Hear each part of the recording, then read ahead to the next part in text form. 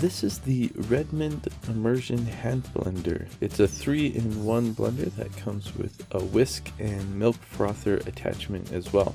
The blender portion of this allows you to put it on a flat surface, and the blade has a smooth side and a serrated side.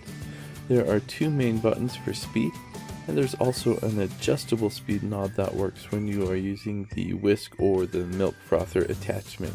I've been using this nearly every day for the past few weeks, and I've been really happy with it. I've been using the blender feature to make chocolate milk a lot and milkshakes as well. And it was Thanksgiving not too long ago, and I used the whisk attachment a lot to help me make gravy. It also works really well for whipping cream or things like that. One thing that I've been really happy with is the durability of this blender. So I actually tried a failed experiment to see if I could make divinity with this thing. The divinity didn't really work, but I really put this blender to the test, putting it against a lot of pressure for a long time.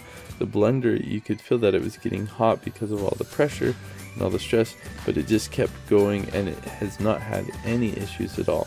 Overall, I've really liked having this, and it has quickly turned into one of my most used kitchen appliances. So I'm not really sure if all stick blenders come with the whisk and the frother attachment, but I will say that after using this, I don't think I could ever get an immersion blender that does not have these attachments, because I think they are so useful.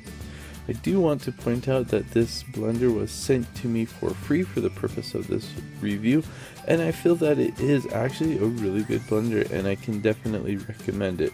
So I put it through a lot of stress, and it still performs really well.